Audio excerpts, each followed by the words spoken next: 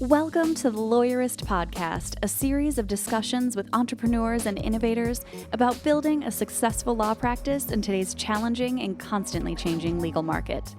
Lawyerist supports attorneys building client-centered and future-oriented small law firms through community, content, and coaching, both online and through the Lawyerist Lab and Accelerator. And now, here are the co-authors of the Small Firm Roadmap and your podcast hosts.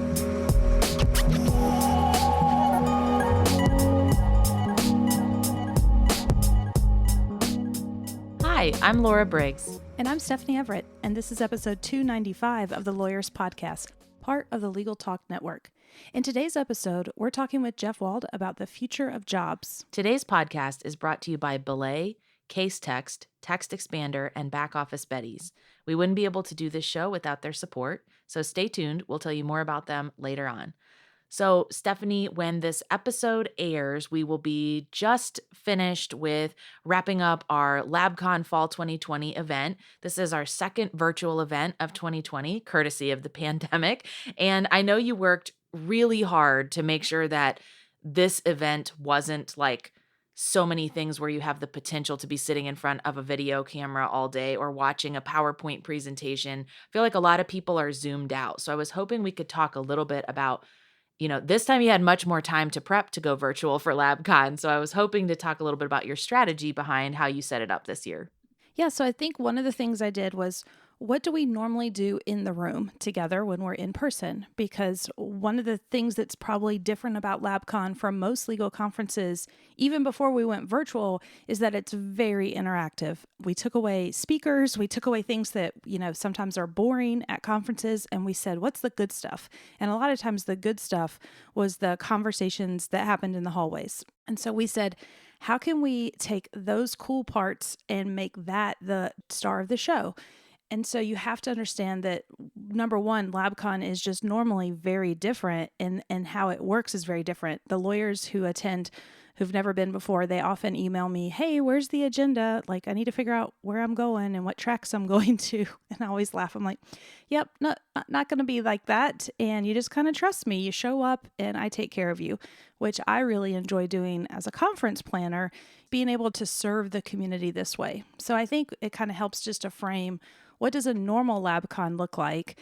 And then I had the challenge of, okay, how do I create that type of experience with us being on Zoom? And obviously, I would so much rather be in person because it's fun and I like seeing everyone, and it's hard to replicate like the late night talks around the bonfire where you just get, or walks around the lake where you get to know someone on a different level. And so we were like, how can we do some of those things with our virtual conference? I love that. And I feel like it's so important for everyone to think about it from this perspective whenever you're doing team meetings or team retreats or all these things that are a little bit easier when you've got that benefit of being in the same room with people and you're all brainstorming and getting that downtime like you talked about. So being intentional about how you set up or even attend these kinds of events is so important, because I know for us, our team has been remote. So being on Zoom a good portion of some days of the week is not really a new concept to us, but it's really been hard with how many conferences have gone virtual, how many events that you would have previously loved to attend. And now you've got to prepare yourself if they're set up for 8 hours of back-to-back sessions with different tracks, and you've got to log into different rooms, and you just can't interact with people in the same way. So it seems to me like you have to be really proactive in how you plan ahead of how am I going to build those things in. Like, have that as your core idea of, I want to keep these elements of what people love about LabCon or love about our team retreats. How do we, build that in and make that be something that's really fun? I know when we did our last quarterly leadership team retreat at Lawyerist, when we got back together with everyone and talked about kicking off the new quarter, we did a virtual escape room together. So it was still kind of like that team bonding happened, everyone having a good time, but you have to be proactive about planning that because it's probably a little harder to do it organically, right? Yeah. And probably my biggest challenge was last week I shipped off 80 boxes of materials to everyone who's coming and everyone who's participating in any way. And that was insane. I think I bit off a little bit more than I could chew. And so there were a couple of late nights. I'm not going to lie. I was like, oh. So one of the things that every person who participated received a physical box with 11 envelopes inside, or packages, all numbered, with instructions like, wait, do not open any of this, because we are going to have reveals and during the conference. That's one of the things we do at LabCon is we have fun surprises, and we were like, how can we recreate that element of surprise and fun?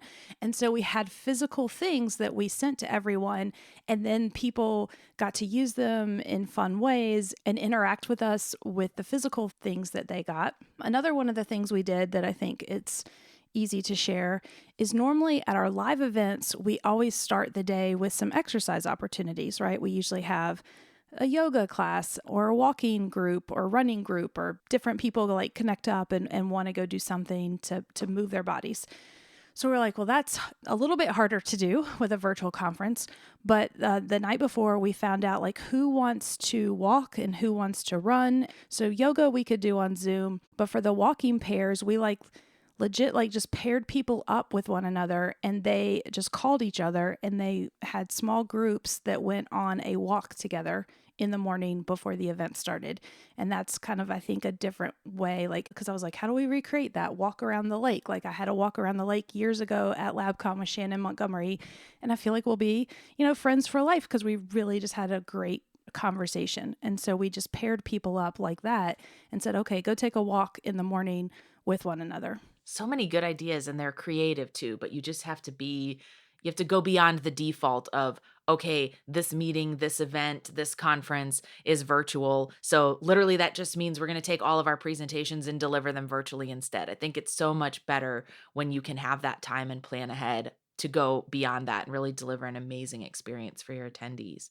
I think it's just important to, if you're thinking about going to events, is really thinking about what can you get out of it and making sure it's going to deliver. Because if all you're going to do is log on and kind of zone out and do work half while you listen and half what, kind of what's the point? And so maybe be a little bit more critical about which events you decide to go to. And then if you go, go all in and pay attention and shut everything else out and be a good participant, just like you would in a live event. I think you as the participant will just get more out of it. That's a really good point. It's so much harder when you're on your computer and you probably have your email tab open and you can do other things, and not being as focused as you would be in person when you're in the room and you've got your notebook out and you're really there to pay attention and absorb and interact with people. So great ideas that you've shared. Now we've got a brief sponsored conversation with Trisha Shortino from Belay, and then my conversation with Jeff. Hey, I'm Trisha Shortino, the CEO of Belay. Love having you back on the podcast. And today we're talking about a hot topic that comes up a lot with our attorneys, especially those who are outsourcing for the first time. And that is how to remotely manage your team and communicate effectively. So I know you have a couple different tips for us on that. What would you say is the foundation to communicating the right way with a remote team member? Yeah, first I would say make sure it's happening. Communication is key, especially when you're working remote. It's so essential. And it's important for so many reasons. First, I would say team members need to know what their expectations are. So make sure it is so clear. Also, you want to be able to give great feedback and address blind spots, challenge people to grow, and expand their opportunities. Sometimes helping people see themselves is a gift you can give them, like holding up a mirror and saying, this is how you show up. Here's some great feedback. A lot of people don't see themselves, and maybe when they show up with gaps. Also, as far as communicating and giving great feedback to your team, you don't, as a leader, want to sanction incompetence. It's something I've learned, and we hear Dave Ramsey talk a lot about in entree leadership in that group of people. It sends a message when leaders don't communicate well and hold people accountable to expectations, and it can create gaps in a leader's trust and the team's trust of that leader. And lastly, when we talk about baseline great why for having great communication and giving great feedback, we have to remember people intrinsically want to do the right thing. They want to show up. They want to serve well. They don't intend to disappoint or leave gaps. So it's up to us to remember that and communicate back to them and give them great feedback so we can help them do that exactly the way they want to do it. So it sounds like step one is just being open to the idea that you need to be giving feedback, even if sometimes it's uncomfortable. I'm sure a lot of people don't give feedback the right way, though, or maybe they don't give it often enough. So how do you effectively provide that feedback loop for your employees? Yes, everyone can be trained to give great feedback, but at the end of the day, if you fear it, and you don't do it, you wind up in a bad spot anyway. So the first thing I would say about giving great feedback is come with your emotional intelligence intact. As a leader, we want to be able to separate our emotions from the problems we're solving in business. The second thing I would say is know who you're dealing with, know your team. We believe in taking all kinds of assessments, whether it's DISC or Enneagram, whatever kind of personality or temperament assessments you could, to really know your team, because that will determine how you deliver information. Each person will require something different of you as a leader. So, understanding how people need to hear you and how you're going to approach feedback is super important. And then the last thing I would say is typically we want to lean into our style. And as a leader, we want to make sure that we're leaning into their style. So for me, I'm kind of a cut to the chase. Just tell me what I messed up. Tell me what I need to do better. And you don't need to put that inside a pretty bow for me. I have thick skin and I just want to hear it. But that may not be everybody's preference. Some people may need to receive the information in a softer way or a more empathetic way. So knowing your people helps you deliver it in a way that they can receive it that's comfortable for them. I love that. You can just ask people too, so you know up front, are you going to be able to deliver feedback in the way that's most effective for them? And I imagine that that means that you need to give the person the feedback as soon as possible after you've noticed the issue or the piece of feedback that you want to give them, because a lot of people might wonder, well, why are you waiting weeks or months to tell me something that you obviously knew was a concern, positive or negative, when it happened a while ago? Yes. And what I always say is that giving feedback live just in your day to day helps you avoid having to have that awkward confrontation. Hey, can I talk to you conversation with your team member? So nobody wants to have that conversation where you have to sit somebody down and address issues that have piled up over a month. It's awkward for the leader. Why have you been sitting on this stuff? And it's awkward for the person to receive that and hear feedback about something they did maybe a month ago that could have been a micro little tweak they could have done the same day. I'm always encouraging feedback to be in the day to day. When you see just something that's a little off or not the way, just address it right then. Like, hey, would you mind next time doing it like this? Then it becomes a non conversation. If you constantly just tweak in the day to day and handle all the little things and give great advice, like next time try this, I like the other color better. If you do it every day, then you wind up never having to have an ugly confrontation feedback loop right there. So that's my first thing I would say about that. The second thing is helping them see that the feedback is positive. It's a gift. It's to help them get better. It's to help fill gaps. It's to help them grow. And the last thing I would say is make sure whatever feedback you're giving them, there's an action plan. You're going to do XYZ to fix it. You're going to have a plan for me by next week. Make sure you're giving them kind of a SMART goal, if you will, around the feedback and the correction that you want them to fix. And then last but not least, make sure you inspect what you expect. Go back and follow up on the conversation you had. Don't let it lie and don't let it fall between a crack. Amazing tips. Belay has put together a whole e-guide called How to Remotely Manage Your Team. And just one chapter of that, chapter 3, covers communication, but there's a lot more in that resource. You can get that at belaysolutions.com/lawyerist.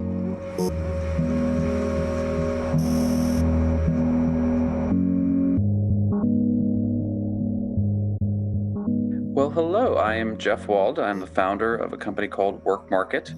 WorkMarket is enterprise software that enables companies to organize, manage, and pay their freelancers.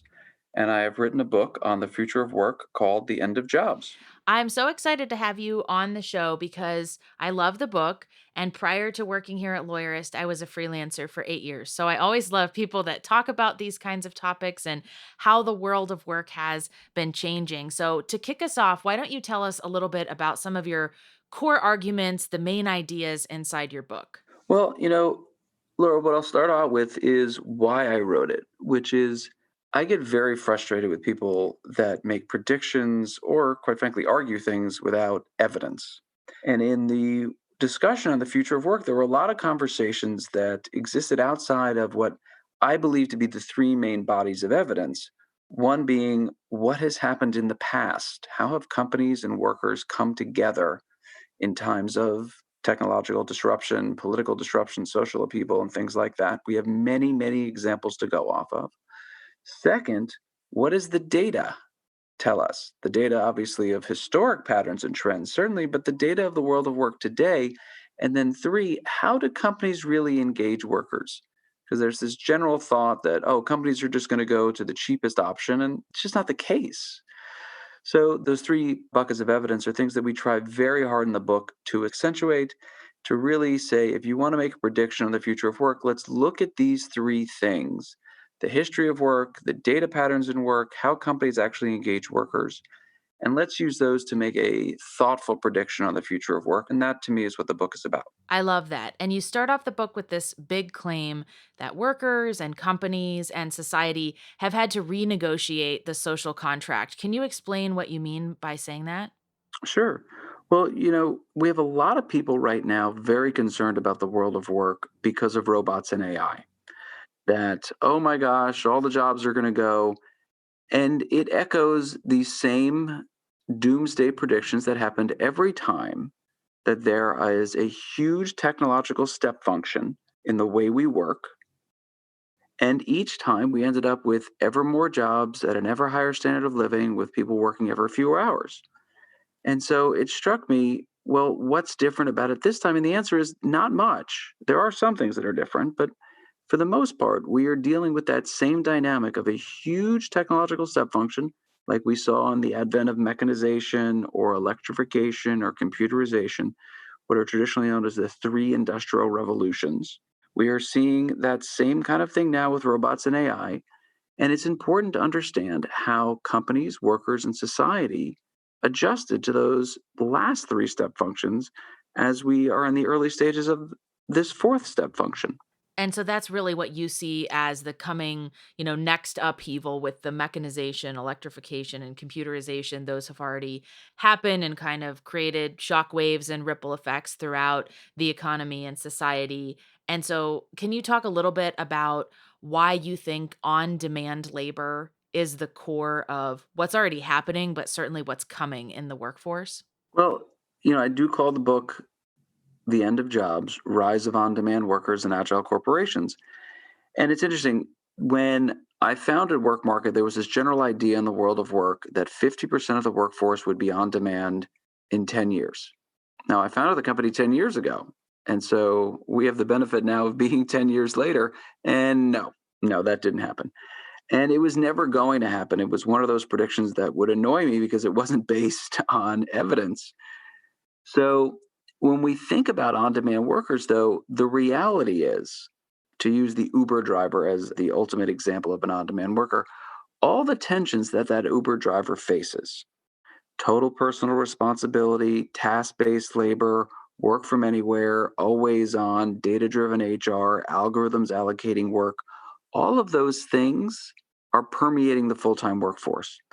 And so when I say rise of on demand workers, that is not to say that everyone's going to become an Uber driver, not even close. That is not to say that the on demand workforce, which currently represents about 30% of the labor force, that it's going to grow to that 50% that everyone thought 10 years ago. No, that is not going to happen either. But the rise of on demand workers is the idea that every worker is going to face the challenges that the on demand worker faces today: that total personal responsibility, data driven HR, remote work, always on work. All of those things are permeating the full time workforce, and every worker needs to be aware of it and prepare for it. Hmm.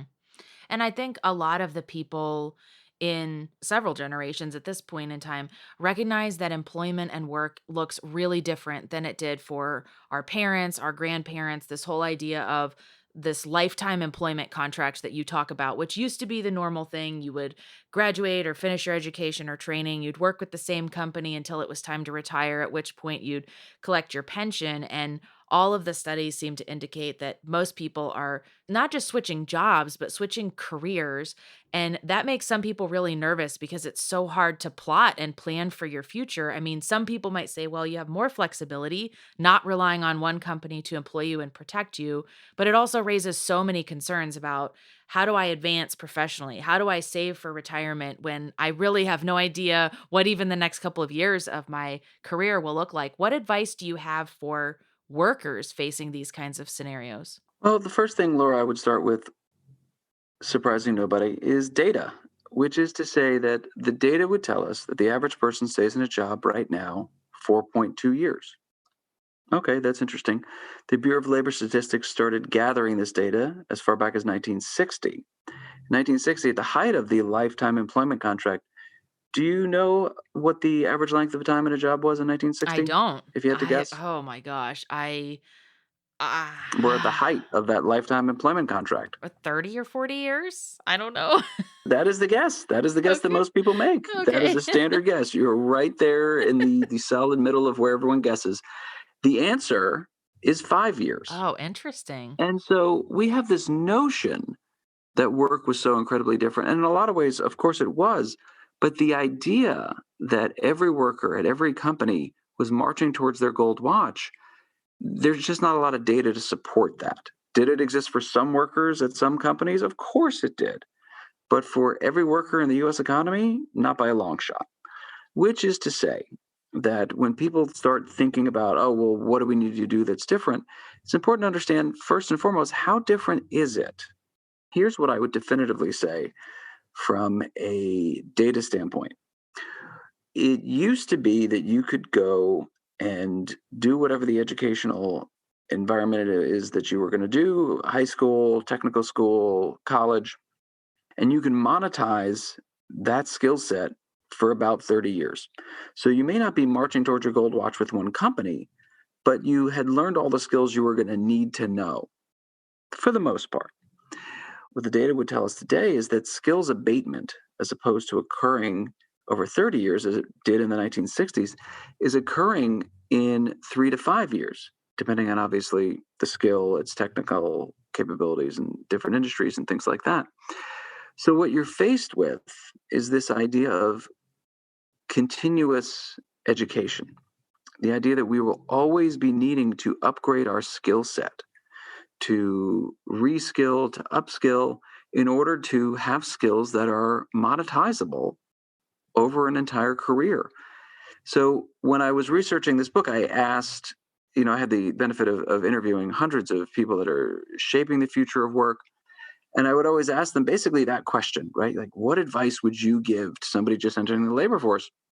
And they all basically said the same thing, which was be prepared for constant change and be prepared to be a lifelong learner, because you are going to need to constantly be reinventing yourself. That is the reality for the Uber driver today, and that'll be the reality for every worker in the very near future. And that makes a lot of sense just because of the fast pace of technology and how many new things are being invented or upgraded that, we have to learn or become comfortable with. Are there other factors at play there that are leading this need to reskill and upskill so often? Well, technology is certainly the most powerful one, and one of my favorite graphs in the book is kind of the technology adoption graph.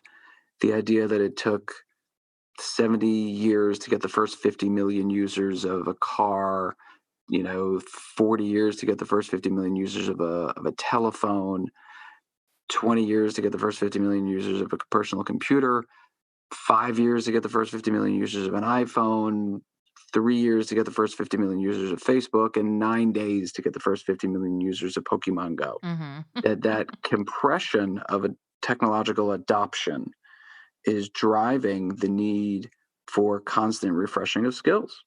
So it is far and away the most powerful variable in that equation, but globalization is a variable in that equation. The capitalist system is a very powerful variable in that equation. So there's a lot of complexity. And one of the main themes of the book is that the world of work is really complex. And anytime you hear somebody make a very simplistic prediction like, oh, well, 50% of the labor force will be on demand in 10 years, you always go, all right, well, what's your evidence? So it's important to remember that the world of work is very complex, and it really belays any simple explanations. Yeah, there's lots of factors involved for sure. And I think it's so great that you continually go back to data in the book to say, what are the numbers actually telling us? What predictions can we make realistically based on what data we have right now. And you mentioned a couple of minutes ago this idea of having to reskill and upskill. And so it's important for employees to develop. And you mentioned that one of the challenges that has faced employees is that many companies have started to view shareholder value as being more important than that development of employees. I just wonder, as an employee and as a worker, is the reason that maybe some of these companies put so much reliance on that outside of the obvious, is it because of their perception about how long the average worker stays in a job, and maybe like you're potentially training someone to move to another career or to move to another company or another job, and that's maybe some of the hesitation there, or is it something else? Well, as with everything that goes on in the world of work, it's complicated, but it does bring to mind my favorite little joke from the book, which is the CFO says to the CEO, what if we spend all this money on training and development and all these people leave? Mhm. And the CEO says, what if we don't and they stay? Mhm. Yeah. And so there's been an evolving relationship between companies and workers. And at the end of the day, it is based on supply and demand. There have always been more workers than there has been work. Now, that changes in its severity as new technologies come on stream. The technology shifts that balance of power even more to companies, and workers tend to get abused. That is a major theme in the history of work. And we know our stories of from school about the Pullman strike and the Triangle factory fire. People may not remember the Ludlow massacre or the Battle of Blair Mountain, but given their names, you can take a guess as to how they turned out for workers. These are very, very difficult things. Now, look, the focus on shareholder capitalism is a relatively new one in the economic model from kind of the 1970s forward. But about 7 months ago, the CEOs of the largest companies in America said that they're done with that and they're going to focus more on stakeholder capitalism. So, all right, well, let's see how that plays out. And I think you've seen some good examples of it, people standing by their workers through this crisis. But a lot of this has yet to be told.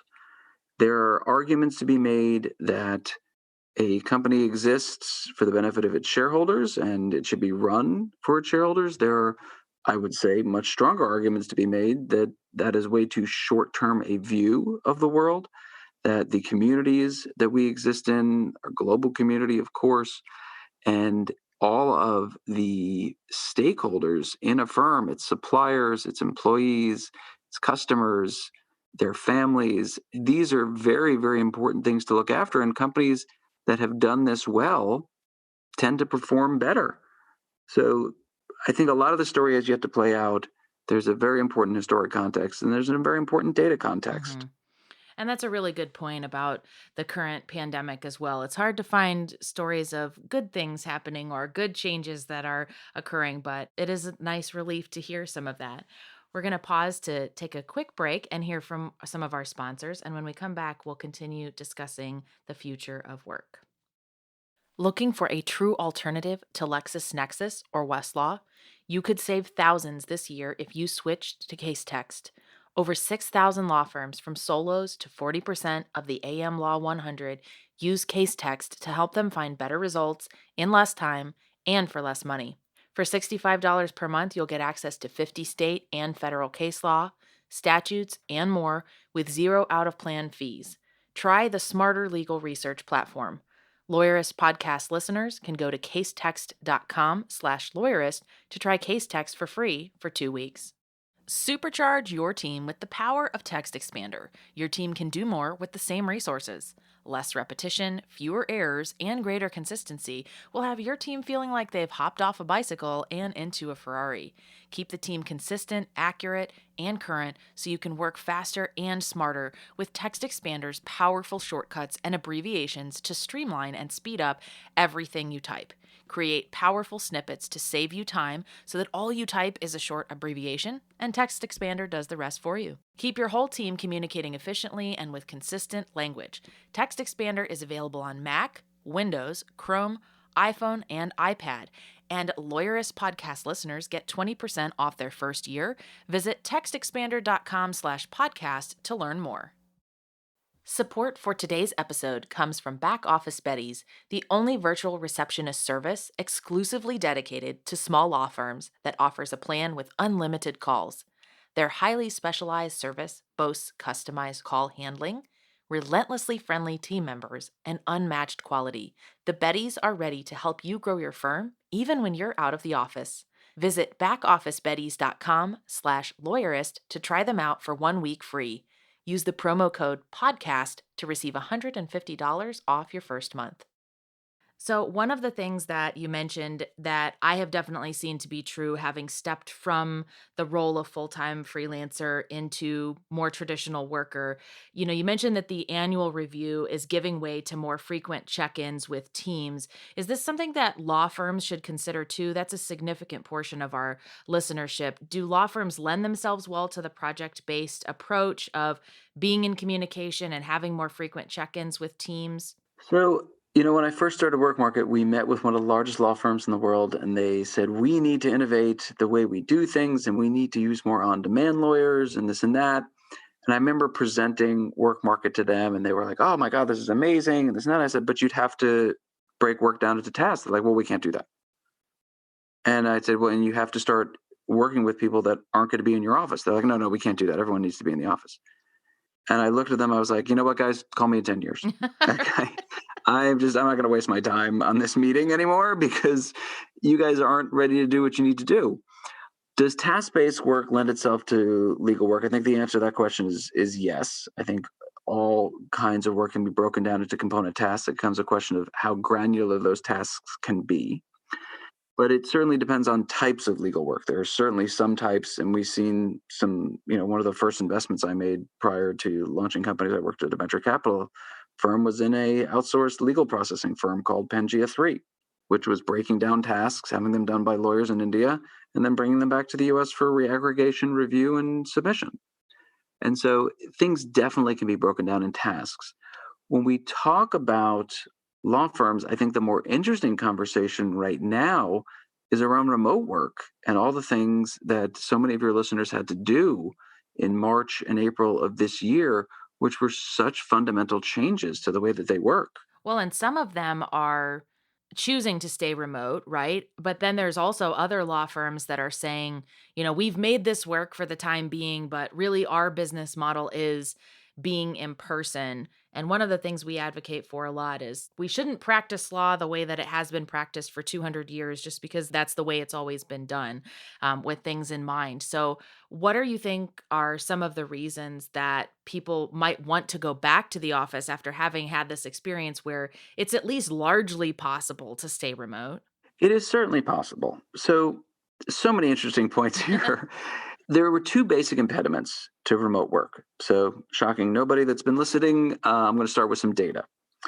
There was 3% of the US workforce that was working remote pre-crisis. There were two big impediments to its continued growth. One was a very antiquated mindset. And we all know the manager. Some of your listeners might be that manager that say, I appreciate all the studies say that remote workers are more productive, they're happier, they're more engaged, they leave less frequently, they have a lower attrition rate. But I just think productivity equals presence. I think magic happens when people are in the office. And that is just a very antiquated mindset that is not based on any data whatsoever. The data simply tells us, and we have study after study to show this, that remote workers are more productive, they're more engaged, they're happier, they cost the firm less, they cost the worker less. It is literally better for everybody. Now, these studies are predicated on not 100% of your workforce being remote, but a portion of it. The second thing that was holding back were policies, procedures, and systems. The companies just didn't have those in place for people to work remotely at scale. Clearly, IT staffs had to perform heroic efforts over March and April of this year to get people online and being effective from their homes. And obviously, that assumes that people work in homes that do have high speed internet, and there's a host of digital divides there and all kinds of other social issues. But leaving all that aside, the difficulty of allowing someone outside your four walls to access your systems and all your files, that is not an insubstantial challenge. And there are a lot of cybersecurity risks associated with it. But for the most part, people got through those hurdles and they started to set up the policies and procedures that enabled remote work. And that's why we see in the studies that we have kind of been a part of since the start of this pandemic, we see in a post COVID world, God willing soon, about 8% of the US workforce will work remotely. So that's up from 3% to 8%. That is unprecedented, a change that quickly in the world of work. Labor statistics tend to move very, very slowly. But I was on the phone with the CHRO of one of the largest law firms in the world the other day. And she said, I got to tell you, you got to look for silver linings. And one of the silver linings for her was that there were huge pools of talent.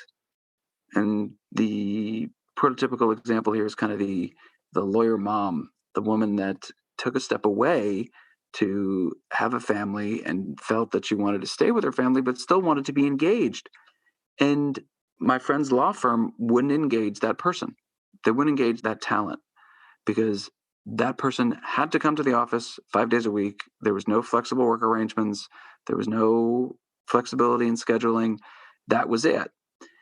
And my friend, who was the CHRO, was able to push through her executive committee that going forward, while they do want most people to still be in the office, and I understand that and support that fully, and the data would support it, they now are going to be able to engage that kind of MBA mom, for lack of a better term, that can kind of come in, work maybe 1 or 2 days a week in the office, can work different work hours, and they can just tap into those skill sets.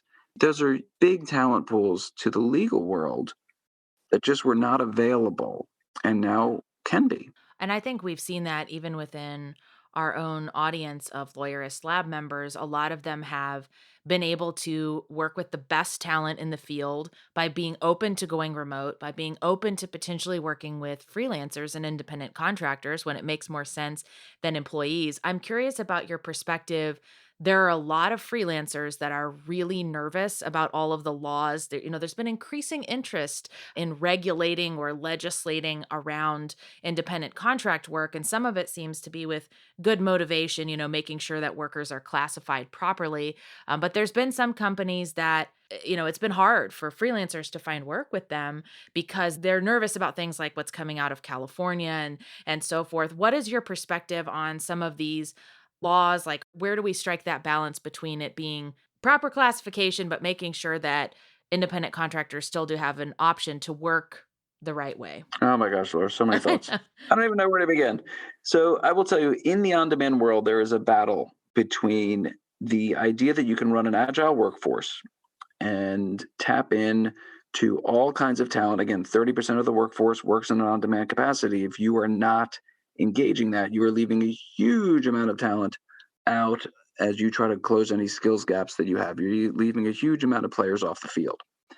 And so, whether it's you want to have this flexible workforce, a flexible cost structure, you want to meet talent where they are, there are so many powerful reasons to engage more and more on demand labor. That is one powerful factor that is driving the on demand labor market forward.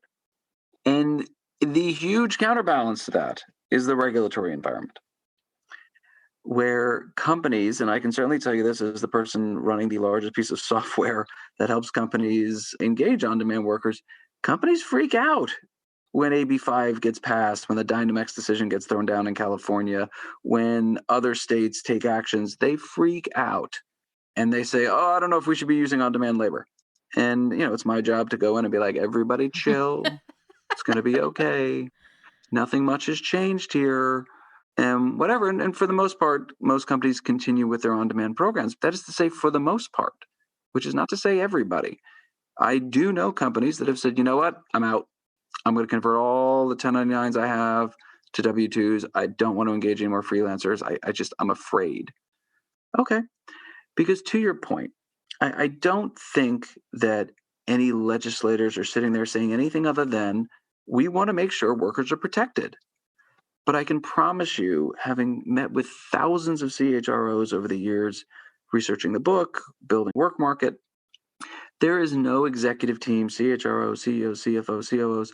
There's no C-level suite of people that are sitting there saying, hey, how can we really screw these people? Right. How can we screw these workers? Let's get them all to work and pay them very, very little and have them be on demand so we don't pay them benefits and just really screw them. That is not a conversation that's ever happened, like, at least that I've been a part of. I'm sure there are some companies, much smaller companies, quite frankly, but no large company is sitting there saying that. They're just not. They are saying, hey, we want to get the best talent we can. We want to pay probably a little bit above market so that we make sure we're getting the best talent. And obviously, we need to be mindful of costs because we're a business, but they're not trying to screw their workers. And so, what you see is a bunch of people that want to run their businesses effectively and efficiently, but they face this patchwork of complex, confusing, and contradictory laws all around the United States. Because what works for the state workers' comp board in Wisconsin might be a big red flag no-no to the unemployment office in Louisiana, which might be kind of okay to the Department of Labor in Texas. And it is very, very challenging for executives to run a business in that way. So I appreciate the intent behind AB5 in California. I also appreciate all of the conversations going on about putting it on a ballot. There's, I believe it's called Prop 22 in California coming, where they're going to put it to the people, and the people are going to say, we don't want AB5. Okay. I appreciate everything going on with DoorDash and Postmates and Uber and Lyft, which is really what the law was designed to go after. Because in those circumstances, and obviously the data is all over the map here because it's very difficult to gather, but in some circumstances, if you're an Uber driver, you're making effectively $6 an hour after all your costs. And you know what? That's not okay. That's too little. And we need to protect a worker in that regard. But a person working at a law firm as a freelancer, doing a marketing project, doing IT work, doing a host of other things, that is not the person that AB5 needs to protect, is designed to protect. That person doesn't need anyone's protection. That person is reasonably well paid, and that person is going to get paid by the law firm. The law firm's not going to screw them and not pay their bills. There's so much good intent on a regulatory standpoint, but I don't know that it's taken into account the data. And if I were to wave a magic wand, I would say regulators have a unified labor law across the United States, have that labor law be incredibly quantitative so that companies could simply use a quick calculator to know should this person be an employee or an independent contractor. And if the person is making over, pick a number, $100,000 a year, you know what? They don't need anyone's protection. Yeah. They're just fine. That's so smart, because coming from a world of so many creative and technical freelancers where so much of that regulatory conversation has centered, like you mentioned, upon the good intentions for people like Uber and Lyft drivers, where it does seem to fall the most in that gray area or that blurred line of, are you really an employee? But so many of us freelancers are like, yes, we're independent contractors like Uber drivers because we receive a 1099 at the end of the year, but the way that our work schedule is and the way that we do business and how we're paid and what we're paid in a lot of cases is really, really different. And so I think it's been frustrating for a lot of us on the creative and technical side to have it be so focused on this group of people without realizing the unintended consequences of, okay, what does this mean for all of your freelance journalists and your freelance graphic designers who pretty well understand the risks and advantages of working as a freelancer? That was going to be my next question to you too, which you already kind of jumped into, but how do you decide when should you work with an employee versus when does it make more sense to go with an independent contractor? So in the book, we talk a lot about what I call the labor equation, which is a complex series of formulas as to when you should do what. In its simplest context, if somebody is going to be working for an extended period of time and is using a lot of institutional knowledge, is building up a lot of intellectual property, is customer facing, has a lot of touch points to the rest of your organization, there is a long ramp up time, then that person almost in all cases should be an employee. If the work is incredibly discreet, if it is very, very contained, meaning not a lot of touch points to the rest of the org, not a lot of customer issue facing environments, if it involves very little ramp up time, if it maybe needs, though, a subject matter expert, then that tends to be a freelancer. But there are 100 nuances within that that are so different industry by industry, company by company, work function by work function. And the regulatory environment is a very big variable in that labor equation. Yeah. I think that breaks it down really clearly. So many people struggle and kind of go first to the IRS test of, okay, who's providing the equipment that this person needs to do their job? And that's definitely helpful. But there's also those other aspects that you brought up of making that determination of what is the right work environment or structure for this person to come in? Where am I going to get the best person to do the job in the conditions that we have? And I liked that you talked about some of those other, non-IRS test factors that can help you make that initial decision. I want to wrap up by talking about one of the things I really liked about your book and is definitely a reason that people should go pick it up aside from all of the other great content in there because it's so well laid out, very intelligent arguments, everything backed up by data. But can you tell us a little bit more about the future of work essay competition? Because I think this is fascinating. I love it. Well, I will tell you, writing a book is really hard and it really sucks. As an author, I agree. It takes so long. My book's been out for 3 months now. And it was funny, I actually was remembering because it was about 1 year ago today that I called up my publisher and I had already missed 2 deadlines. And I said, all right, I'm going to send you the manuscript. And the publisher said, oh my God, are you happy with it? That's so great. I'm like, happy with it? No. I'm just done with it. Like, I do not want to look at this thing again. But after a lot of editing and whatever, I am now very happy with it and everybody should go buy it. It's very well written, actually, but be that as it may. One of the best things about this book for me was the idea that I got to ask 20 of the men and women that are actually shaping the future of work to write their thoughts as to what they thought the world of work will look like in 2040. And, I limited them to a certain number of words. And so each of them are short essays. Some people wrote about the independent workforce. Some people wrote about the regulatory environment. Some people paint a very utopian future. Some people paint a very dystopian future. And so it's amazing because these are the CEOs, heads of labor unions, heads of staffing firms, CHROs that are actually shaping the future of work. And to get their views was amazing. And so chapter 10, where they're all included, is by far my favorite chapter because of how brilliant they all are, and also because I didn't have to write it.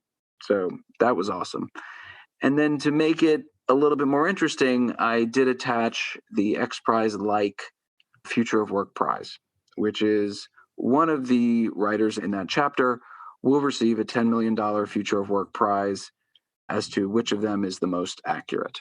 And so that was something that I was very happy to fund and we very happy to award. Well, the fact that you're giving away this award and we're getting to hear from all of these incredible thought leaders and CEOs is great in and of itself. But I just think it was so brilliant that you knew that it was a great way to finish up the book, not have something that you have to write on your own. That in and of itself is a genius approach. So Thank you. I love it. As an author, like it really is such a big thing to write a book. And by the time you're done with it, you are really done with it and you do not want to think about it Yeah. anymore. So I appreciate that a lot. Well, I know I've learned a lot reading the book and chatting with you. Where can people go to learn a little bit more about you and your work? Well, look, anybody that wants to talk about the future of work, by all means, we reach out on LinkedIn is always the easiest place to connect. I'm an active LinkedIn user. The book can be found on Amazon and wherever fine books are sold, because I think bookstores are actually starting to reopen now. So that is really, really exciting for everybody for 100 reasons. But I will tell you, this is my second book, and walking into Barnes & Noble or another bookstore and actually seeing your book on the shelf is a unique thrill. So I'm excited to get to do that again. And then, you can always follow me on Twitter at Jeffrey Wald, especially because my time at ADP, which bought Work Market, is going to be winding down. I will be able to now start tweeting inappropriate things again. Well, thank you so much for your time. It really was a pleasure. Such a pleasure, Laura. Thank you so much for having me. The Lawyers Podcast is produced by Laura Briggs and edited by Christopher Ng. Are you ready to implement the ideas we discuss here into your practice? Wondering what to do next? Well, here are your first 2 steps. If you haven't read the Small Firm Roadmap yet, grab the first chapter for free right now at lawyers.com/book. Next, if you're looking for help beyond the book, then let's chat about whether our coaching communities are right for you. Head to lawyers.com/community to schedule a 15-minute call with our community manager. The views expressed by the participants are their own and are not endorsed by Legal Talk Network. Nothing said in this podcast is legal advice for you.